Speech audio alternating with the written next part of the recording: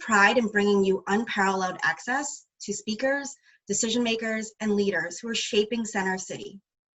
We keep our members and guests informed about business challenges and opportunities in Philadelphia and help them become Center City smart.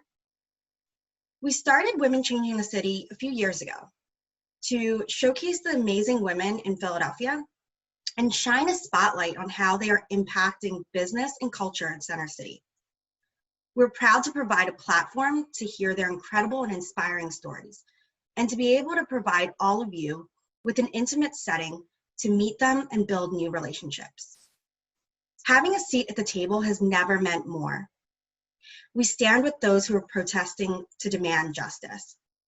Social justice is for everyone, and we need to fight for change.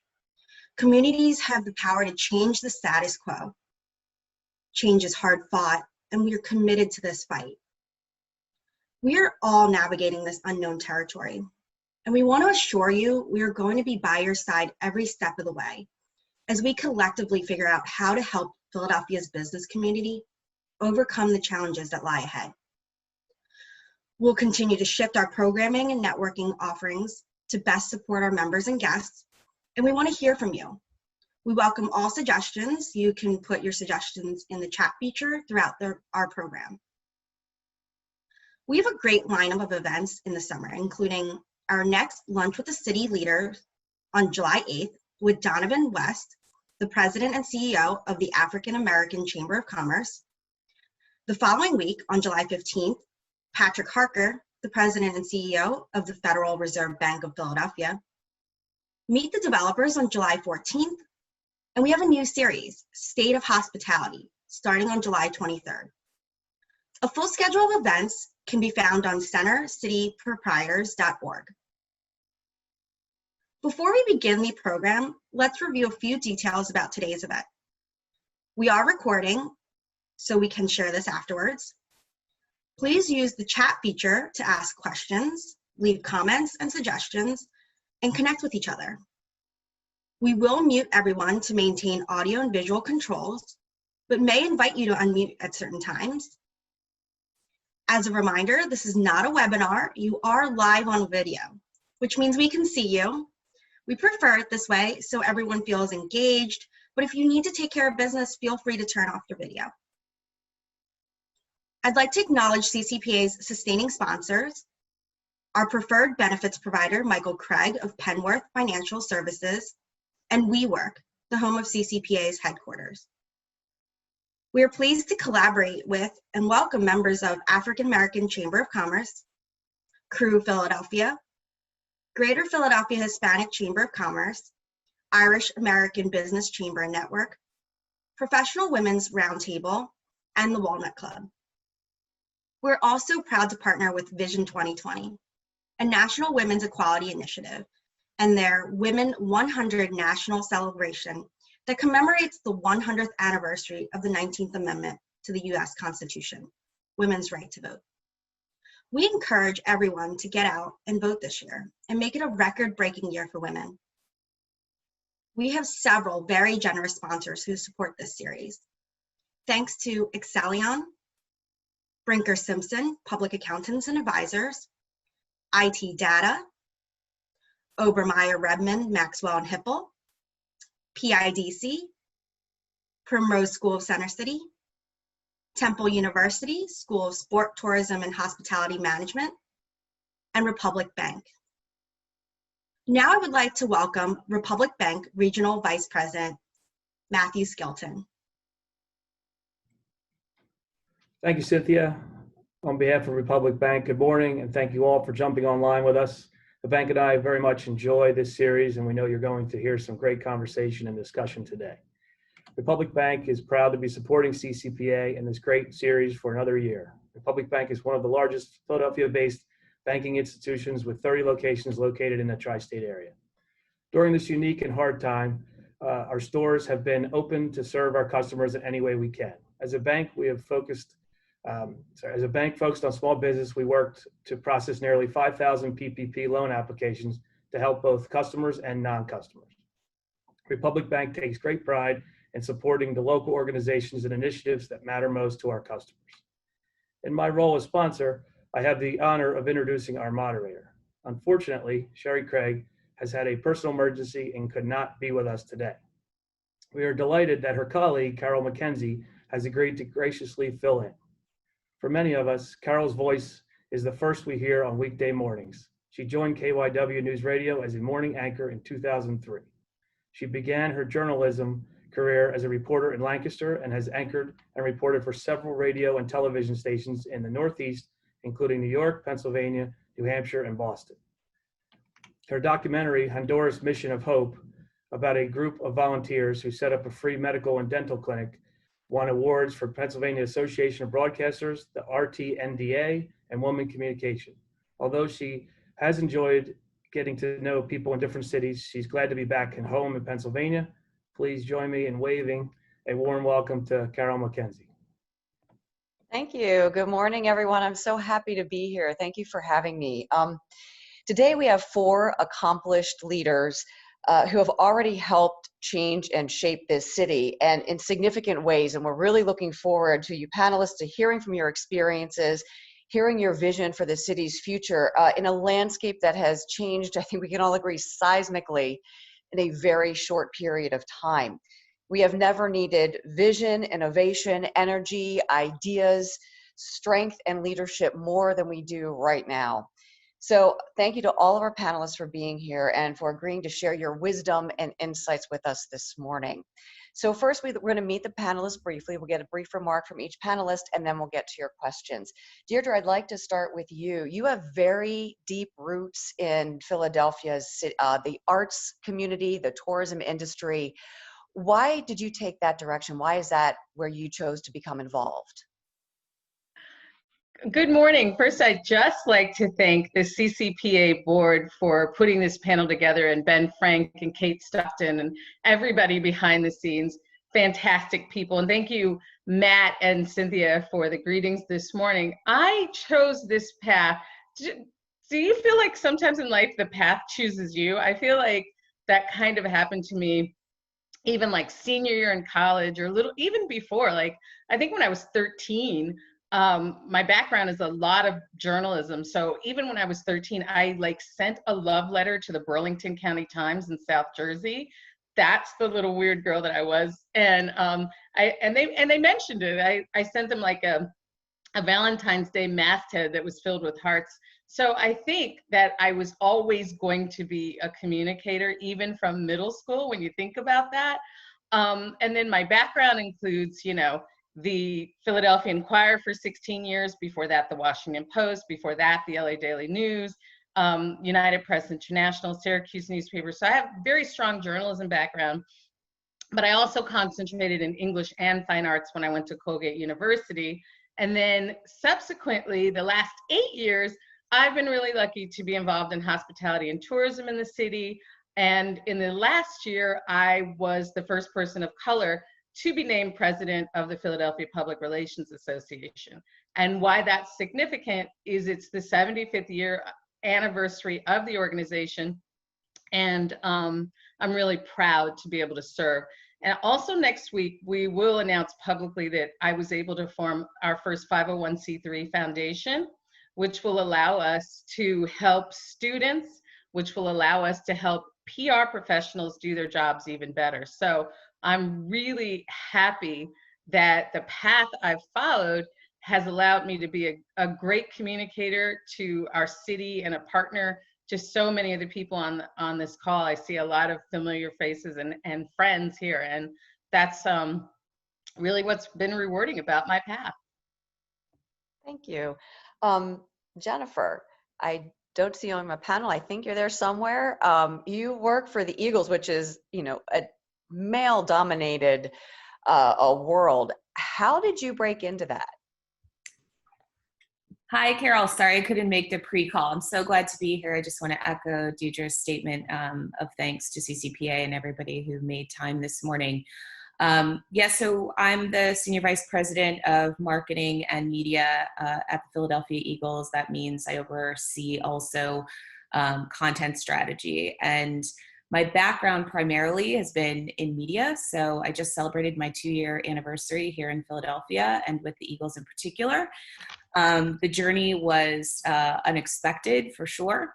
So for 8 or so years, I was in New York working for NBC Universal, thinking about helping to make and marketing programming that was geared towards young women. That journey later took me to becoming an advisor. So in a time of massive kind of media disruption, I was helping CEOs and CMOs and CFOs think about their next 5 years and what it meant to be a part of an integrated media environment. I never contemplated a career in sports prior. I always candidly believed that you had to be a sports major in college and you had to have done all kinds of, really extraordinary sports internships to crack into that world. And what I found was, as the Eagles were looking for their SVP of marketing post their Super Bowl win, that they were really looking for somebody with that integrated media background. They knew, that we were living in an environment where fandom is really boundaryless. We have, several million fans here in the Philadelphia DMA and several million more across the country and across the world.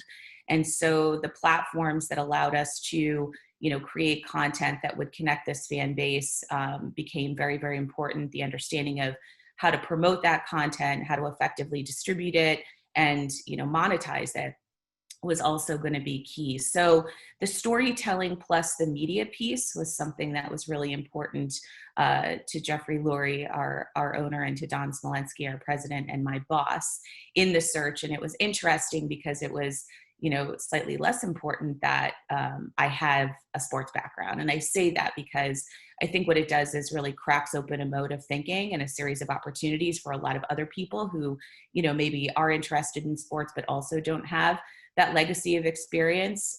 There are so many translatable skills and backgrounds that are as relevant to sports today, if not more relevant to sports today than ever. So for me, it was, fortuitous in the sense that my background was, exactly the way that the team was thinking they wanted to grow their brand, and I would say the sports kind of landscape at large. So very fortunate and glad to be here.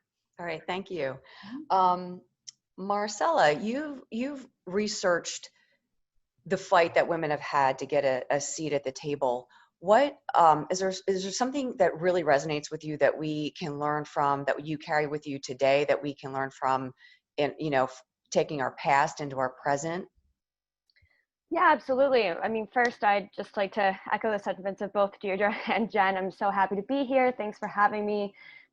It's a really great opportunity, I think, for the museum to get involved, especially with CCPA and also Vision 2020. As many of you probably know, the Museum of the American Revolution is working on opening our upcoming exhibition, When Women Lost the Vote, A Revolutionary Story, 1776 to 1807. This is just one of many women's history exhibitions that I've worked on in the past 3 or 4 years. And I would say, yeah, the takeaway is that in order to kind of understand where we're going and the present for women right now, it's really valuable for us to also understand where we've been. And that's, cue me. And I step in to really be able to help tell those stories on a public platform, and especially at the Museum of the American Revolution, where we really pride ourselves in being able to tell the stories of, the social and cultural backgrounds of people that you might not think of when you immediately think of the American Revolution. It's not all soldiers. There are many women and people of color who have fought endlessly, especially then and in the ongoing revolution. And for us, the most resonant thing, I think, for women, especially in this year, is to show that not only are women still working for rights right now, but that these rights were hard fought for, not just with the struggle to pass the 19th Amendment in 1920 and the many years before that, but also in the Revolutionary era as well.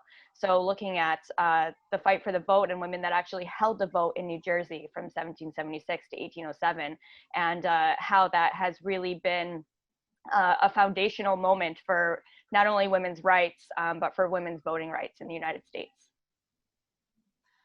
Thank you. And Amy, you work in the building and construction industry, another industry that has been traditionally dominated by men. What was it like for you to getting your foot in the door? What did that look like for you? Well, I also want to thank everyone at CCPA for hosting this panel and including me. And now I am overwhelmed by Deidre and Jen and Marcella's stories, so I'll try to keep up. Construction really for me is a people business. And I grew up in the Philadelphia region, Delaware County, born and bred. So I think construction and that area is really about relationships and strength of personality. You know, my background growing up with, my father and my uncle and others kind of in the trades and construction gave me a great respect for that business and the hard and honest work that people do on construction projects. So I kind of think it was a little bit of fate for me. I went to Lehigh University as an architecture major and ended up with a degree in architecture and a degree in civil engineering.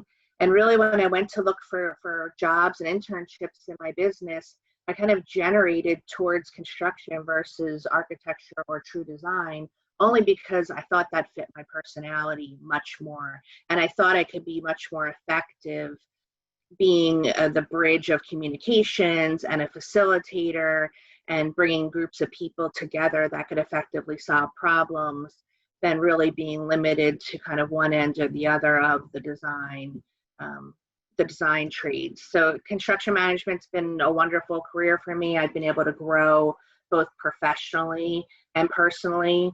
You're correct. When I started, I was, one of very few women in the business. But really, I felt as though my age was more of a challenge in construction, since most of the people in the trades have so much experience and it's based on that.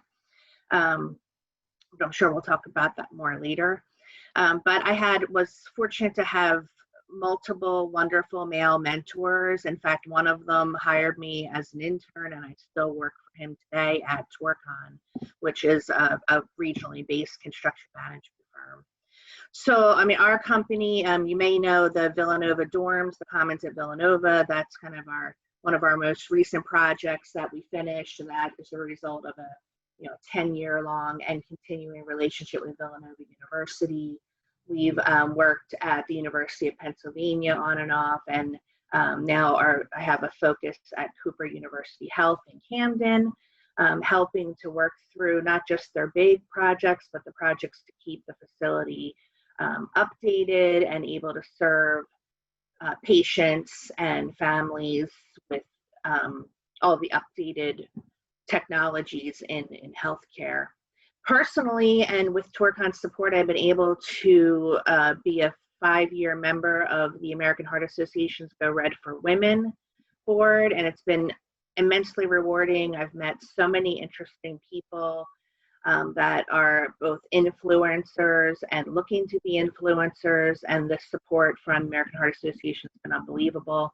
Last year, I was the chair of STEM Goes Red, which is a program also with the American Heart Association where we are encouraging 9th and 10th grade young ladies to see the possibilities in STEM-related careers and hopefully inspire them to stay involved in STEM-related careers and grow the presence of women in those careers, which I think is really important to continued innovation and outside of the box thinking in the STEM fields. And Amy, if we could touch on that, I mean, the landscape has certainly changed, as you mentioned, but I think when you start out, a lot of times in either a male-dominated field or even just an office, one of my first jobs, I was the only woman in the technical crew in the entire station. And that certainly presented interesting challenges for me. And I think those challenges shape you, and you take those lessons with you as you move through your career. Can you talk about that, how you had to navigate that landscape and how that has shaped you into, who you are right now today? I can, and as I mentioned, when I graduated from Lehigh and went to work locally at a CM firm full time, I was, being a woman didn't really occur to me. I'd come out of a school which was focused on producing engineers and well-rounded people.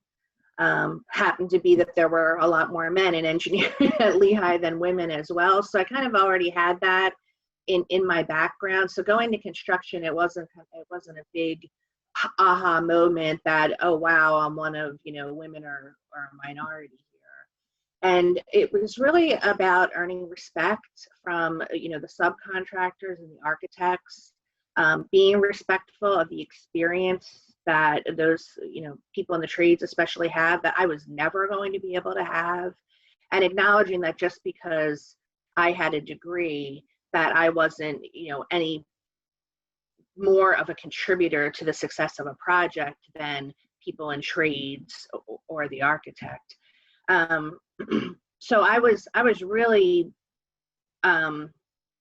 lucky in that I was given a lot of opportunities to represent my company, as a person.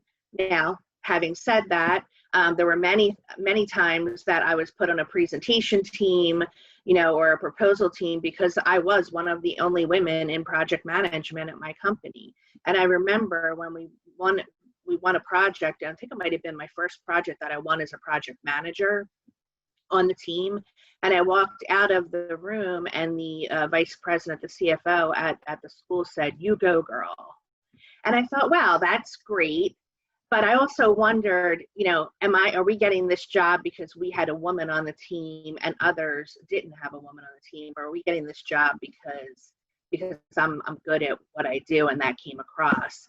And, that was kind of a moment of doubt for me. And I decided from that point forward that, I was going to understand that I was a minority at the time, but I was also going to embrace, what being a woman could do for me in construction management versus being a man.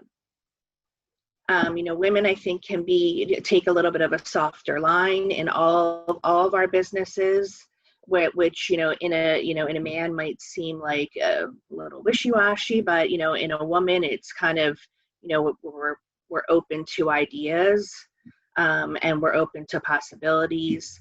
I've learned that, through some schools of hard knocks, that different people need to be treated different ways. And when you want something or you need something from someone on your team or people, you can't take one approach to dealing with people. And I think that's, really one of the biggest lessons that I learned and that I've been able to continually apply to both business and my personal life.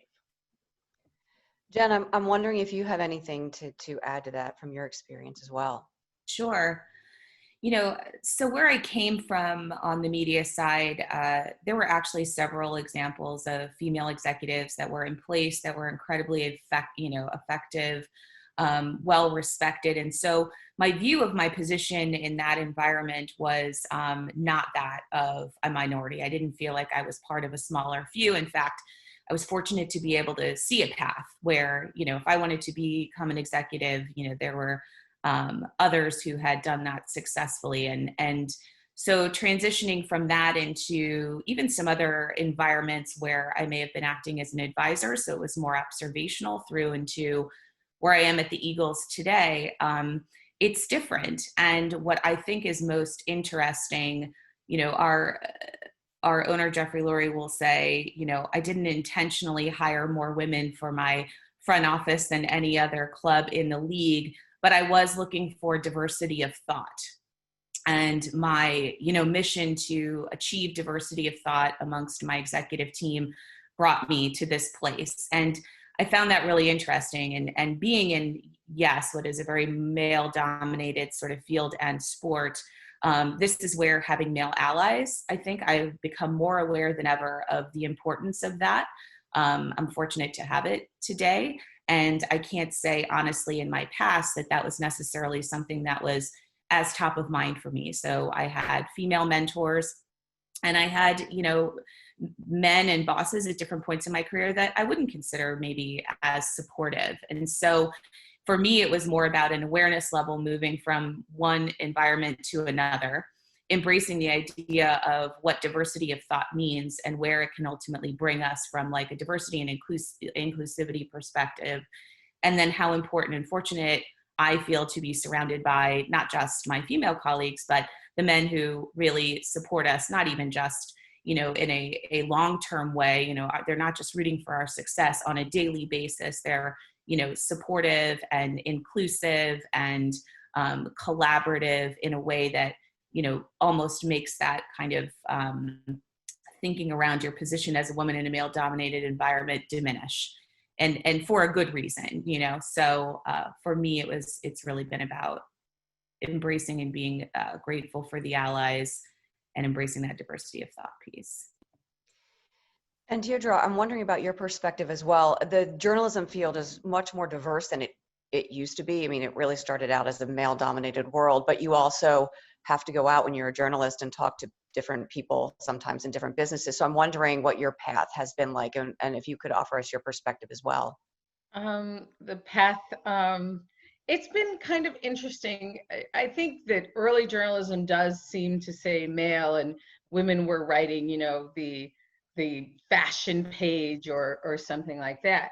But what's interesting is that out of journalism also comes some of your best mentors, you know, male or female. And that was what was kind of interesting to me. But I wanted to go back to something Jen was speaking about, which is diversity of thought. And when you think about our local media right now, they're having some of the crisis that we're all experiencing in terms of diversity of thought. They, you know, there was some very public changes that just happened at the Inquirer and are happening across the country. The New York Times had some things. So it's been an interesting path in that you really have to think about where the diversity is coming from. And sometimes in the newsroom, I've been able to step up, and that's been really great. When Brian Tierney was in charge of the Inquirer, I was one of 12 people that got to, you know, sit with him and be in a think tank and actually influence how the newsroom was going. There's a new publisher there now. She has new challenges, you know, coming from out of Philadelphia, because you know how everybody feels when you're, you know, oh, they're not from Philly, you know.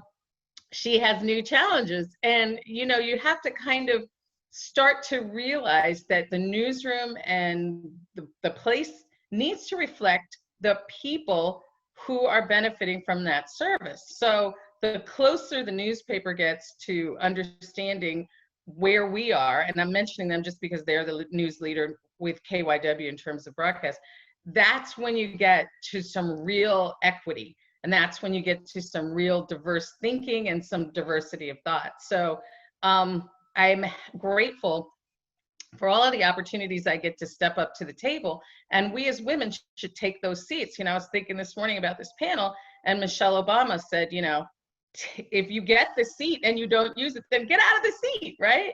So if you're there and you have an opportunity to engage and to really be part of the change, you should take it.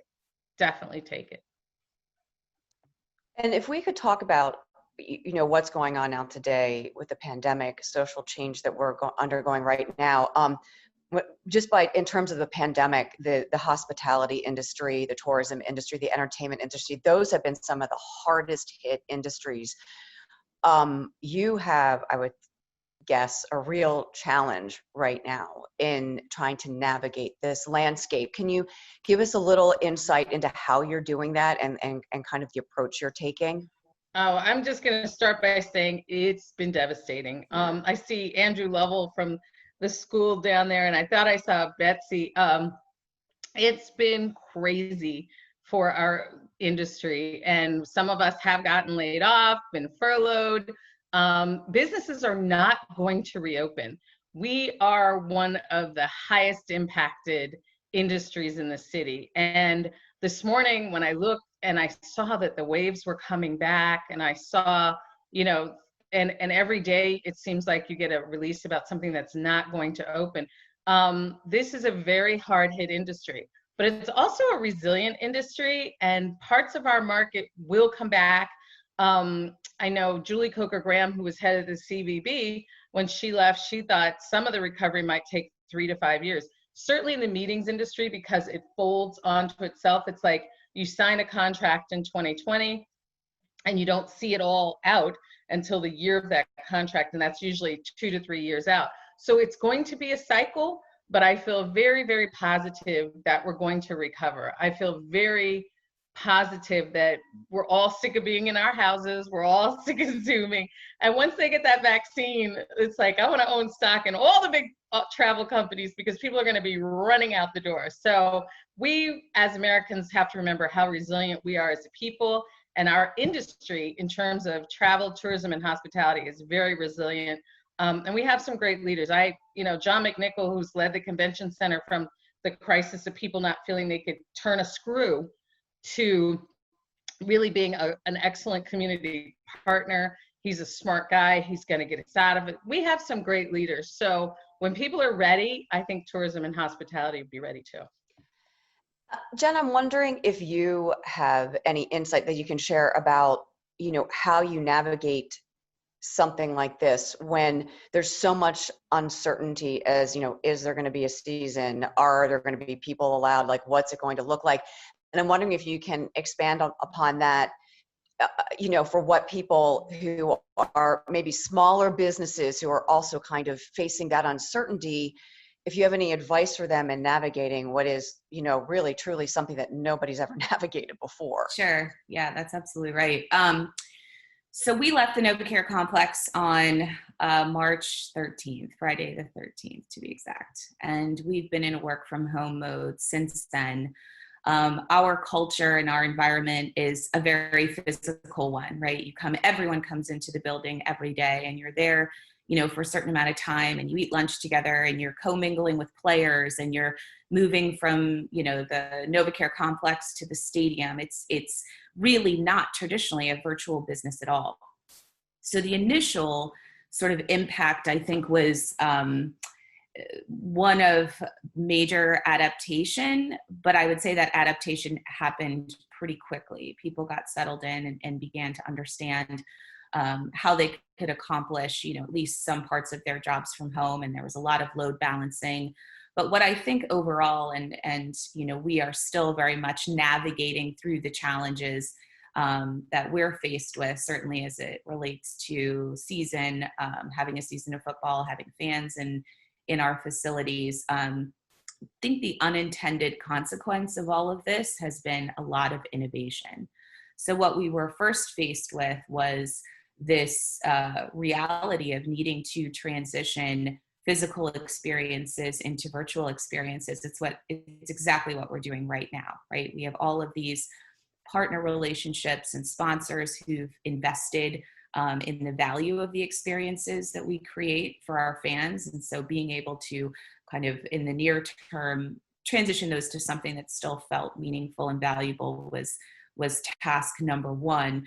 The mid to long term has really been a push to think as creatively as we possibly can, not only about how you replicate unreplicable experiences like, hospitality driven experiences. Deirdre, during training camp, we have numerous tents set up that our partners pay for, and they invite, their clients and partners to join. And that's something that is really tangible and important that can be difficult to replicate, yet we still have the challenge of needing to do so. And so, this is where we lean into technology more than ever before. This is where the playbook goes out the window to a certain degree, and all of a sudden there become no bad ideas. I think the upside is maybe some broken habits or myths get dispelled. So things that we previously thought were maybe less effective or too difficult to do are now becoming absolute tools in our toolkit that I think will stay around forever.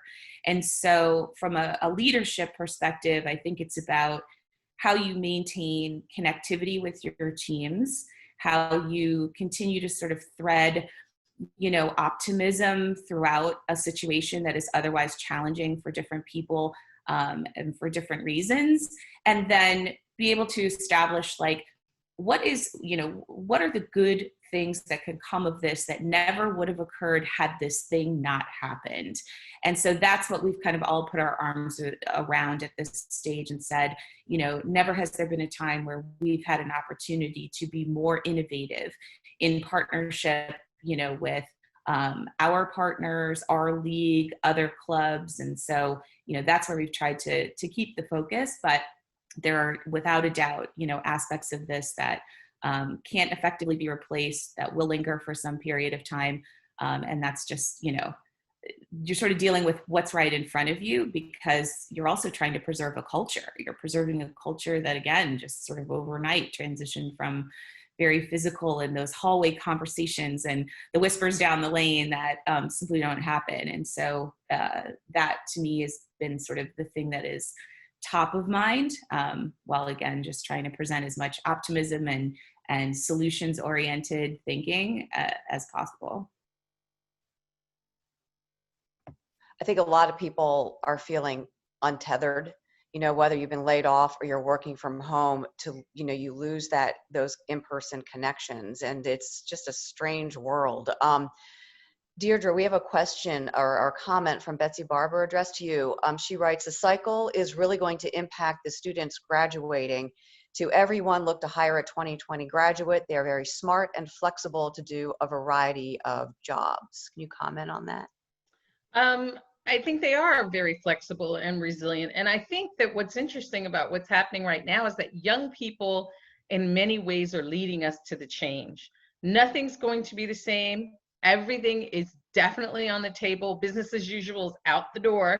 And I think one thing, when you were speaking, I was thinking about, they are the most able to understand innovation and technology.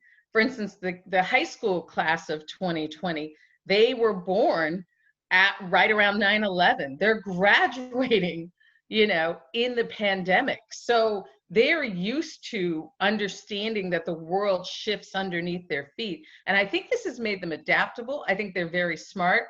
And I think that Betsy's right. I mean, they will understand the way, especially if the path is through technology and innovation, because they've already understood it. It's like my daughter learned to read on the computer, boom, boom, boom. By the time she was 3, she had it. And so she has a very computer-based, very technology-based lifestyle. So these young graduates can do nothing but enhance your team. When we're talking about diversity of thought, that is an area we should think about. We need to think about young people at that table as well as seasoned veterans, because that's the diversity of thought that gets you to where you're going. I think there was a guy on this call, Ryan Wall from Bryan Communications. He's been on my board and he's brought some of that for us. He's a recent graduate. He's a fast tracker. He's an amazing guy.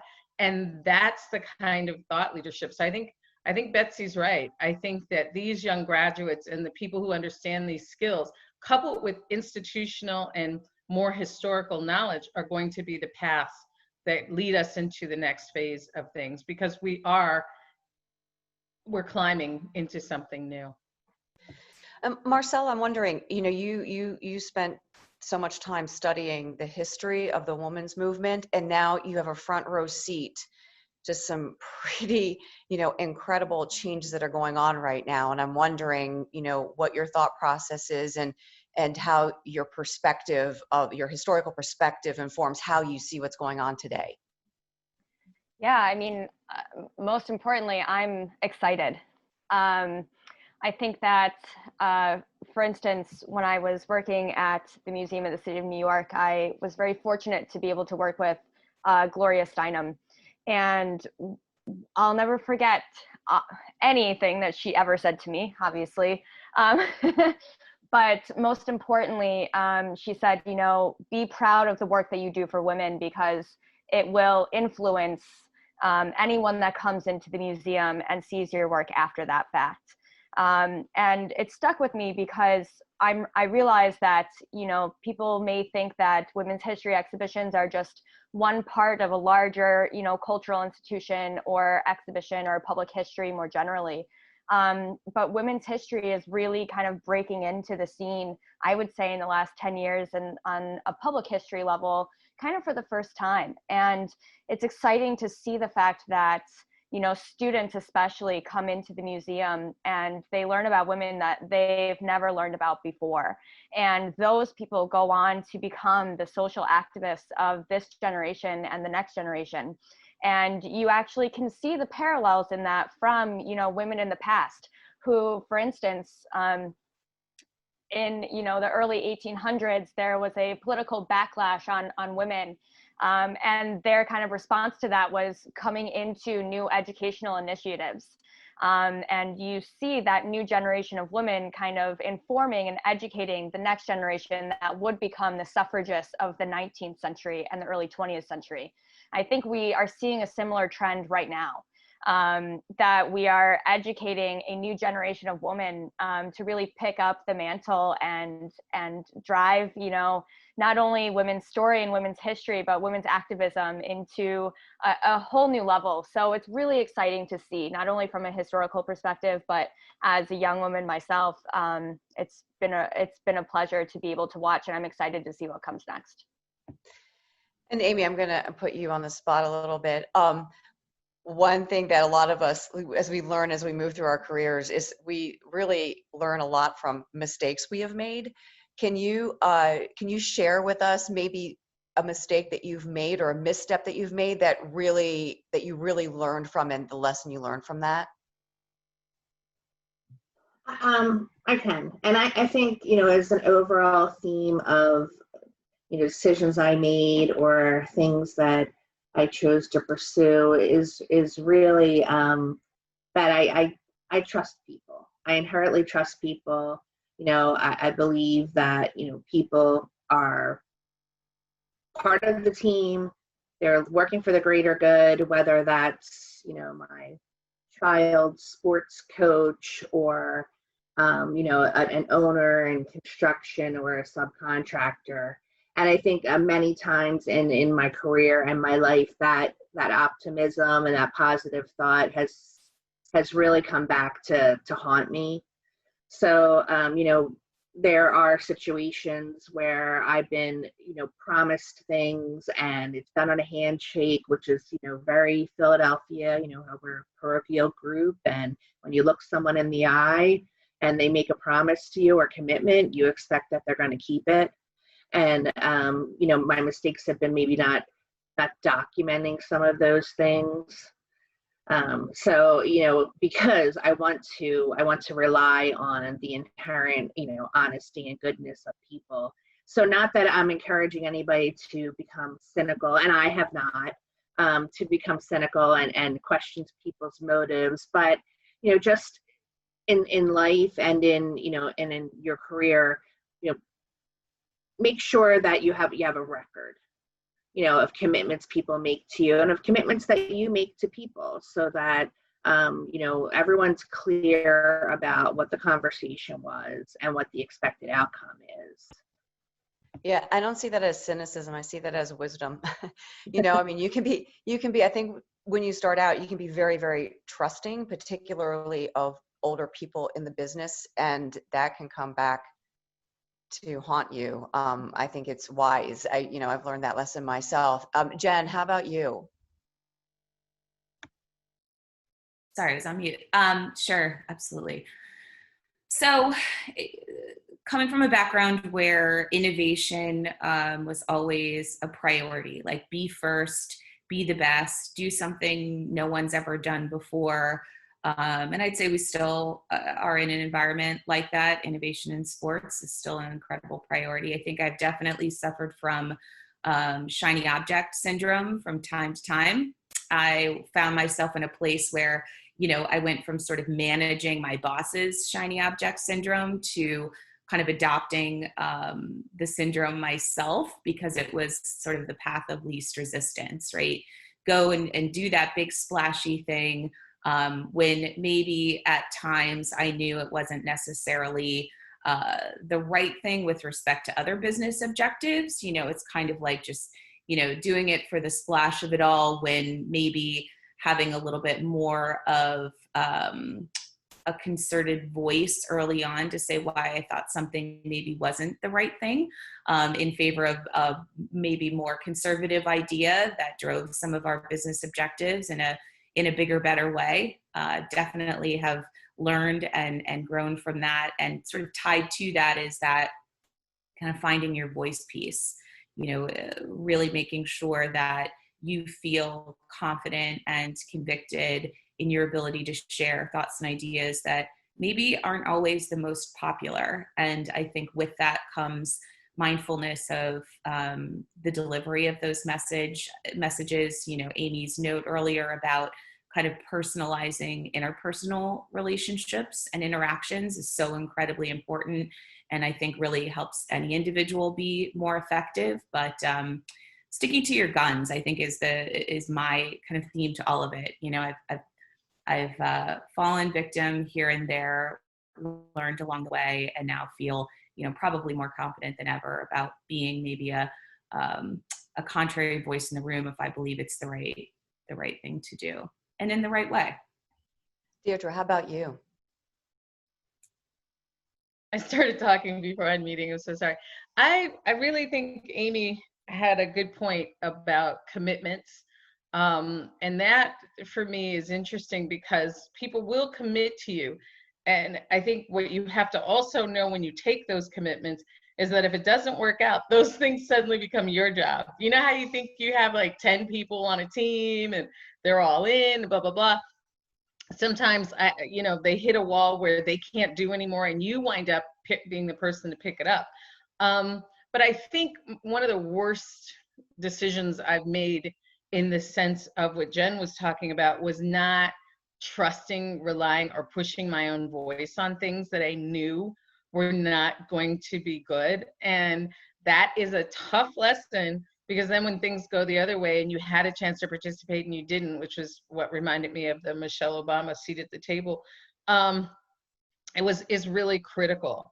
And I think that you have to get that voice out there, and just allow yourself to go ahead and express it, because if you don't, then you're cleaning up the aftermath. So I really liked what Jen was saying about trying to find your voice. I know this can be very difficult for women.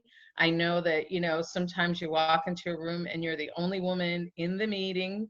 That's happened to me a lot. Or I go into a lot of meetings, I'm the only brown person, I'm the only woman. I've had to step past barriers. But once you're there, if there's something that's really important, you have to really try to find your voice and do your best to be heard. Seek out someone who will listen. Seek out someone who is open.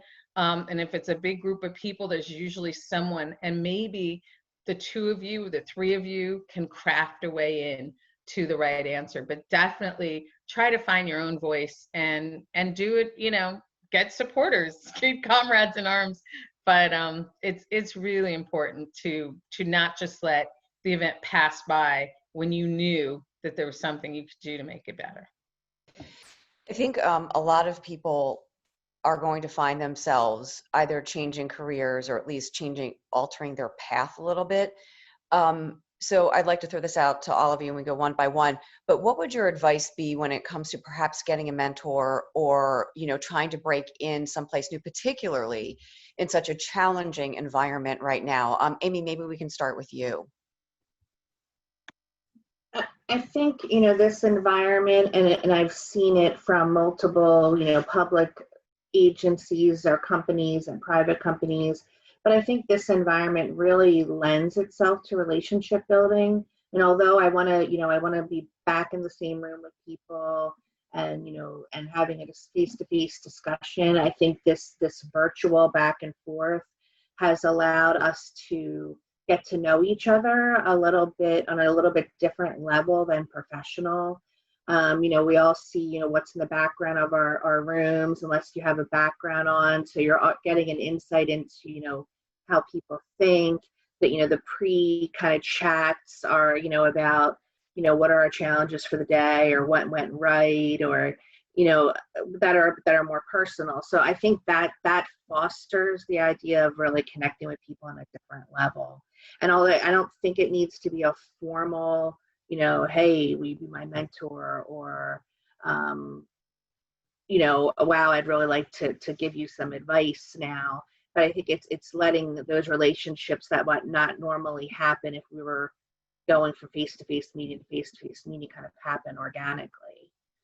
I also think, and this has been a trend I've been seeing in the design world, the architecture world, and the construction industry, is empathy.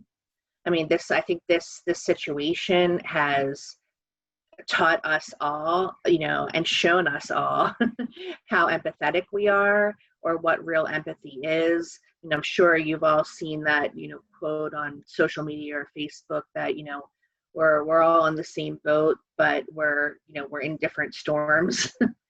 So, this COVID-19 and just the political climate of our country right now is, I think it makes it easier to see, how different things affect different people. And that also opens up the possibility for some more back and forth and engagement between people.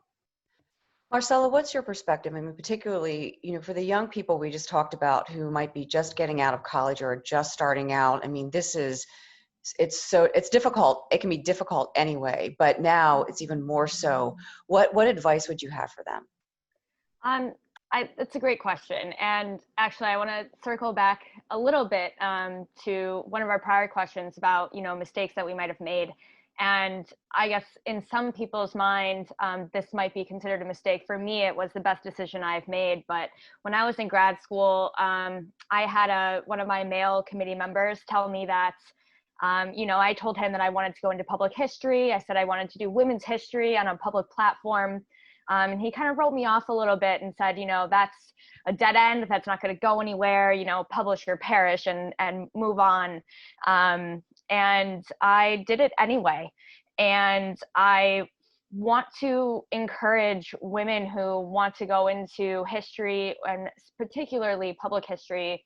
The best advice I can give is to keep going and keep fighting. And I mean, even right now, it's a little devastating for women and cultural institutions, especially across the country, because this year in particular, 2020, is the 100-year anniversary of women getting the right to vote. And there were hundreds, if not thousands, of exhibitions planned across the country to celebrate that centennial. And so many of those in the last few months have, either been canceled or reworked in some way, including our exhibition at the museum, and we've had to roll with those punches. But we're coming out on the other side, and I hope that so many cultural institutions are able to do that too. So it might sound overly optimistic, but the best advice I can give is to keep fighting and to keep going. And I think that, the real reward at the end of this will be that we find creative, ways to get this content out into the world and to share these stories of women and women's history. For instance, at the museum, we're transitioning heavily into digital content, as I think many other cultural institutions are as well. And that's a great opportunity for us to be able to share our exhibition and our upcoming events and our programs as well, with students and teachers, as well as just general audience and visitors across the country who might not be able to come to Philadelphia to visit the museum in person. And, until we can get our projected visitation back up, which we're, optimistic that will happen in the next coming months over the next year, it's a really great opportunity to still be able to tell these stories. So there's always an alternative, and it's just about being able to find it. So that's currently where we're standing. The flip side of that, the other side, is a lot of women who might be mid-career, even maybe toward the end of their careers, are finding themselves laid off, unemployed, underemployed, and have to switch gears in some way. Jen, we could start with you. What advice would you give to those people who are trying to navigate this and market themselves? Sure. So a couple of things. Just following Marcella's kind of line of optimism, I'll say, I think seeing more distributed workforce models become adopted will create more opportunities. It means that individuals will have the opportunity to no longer be geographically limited in their, career choices or companies. And so I just want to be on balance about, what's being given and kind of what's being taken away, because I do think that's going to be incredibly impactful. I think in terms of creating opportunities, as individuals, it's important that we attempt to create value in every single interaction that we have. And the good news is that we have incredible, powerful, far-reaching platforms like LinkedIn that enable us today to do things like publish our thoughts, our diversity of thought, if you will, around issues that are relevant to the industry that we're pursuing, to have other people become exposed to our points of view, diversity of thought, expertise, approach to a certain situation. These are all things that no longer present the friction of securing that lunch date, right? Which can be very difficult when people are busy and schedules are busy. So the removal of friction via the ability to publish, I would say, combined with outreach that provides value to the other person. Here's an article I think you might be interested in based on, your industry or your particular role or something that's relevant to you in this moment, as well as thinking about, how do you scale back all the friction that comes with trying to get someone you've never met before to meet you for a coffee. And that could be as simple as asking a question and being okay with them answering your question over LinkedIn. What are your thoughts about this issue? If you had to, make a decision here, what would your decision be and why? And I think through that approach, one will probably find themselves interacting with more people, finding opportunities to present things that are unique to them as individuals, as well as their experience, and all of those things combined, I think end up being really valuable over time. Deirdre, how about what is your advice? You get the last word here. Thank you so much. I think it's to realize that mentorship is a two-way thing. It's not, you going down, talking to people. It's also sometimes that those people bring something up to you. And so it's a relationship. And I think that was what Jen was really expressing very well, is that some of this is we really need to realize that we're in a situation where relationships are changing and the way that we fulfill our relationships is changing. So it's not just like, meet me on the corner, buy this Sinesta for a cup of coffee. It's like, here's something that might interest you. Here's some thought. Here's the way I'm thinking. Tell me what you're thinking. So I think understanding that mentors can be people of all ages and come into our lives in different ways and different spots is really important. And I really believe that the new workforce model is going to be a key, because I think it's just changing. When you look at the jobs that are out there right now, many of them are starting out as remote positions. And we never would have thought, like, I have a job that could totally be remote. I just need to call people, I need to talk to people, and this format right here is giving me that. So I think we just need to really be smart and think about our relationships and how those relationships can enrich us and how we can also enrich others.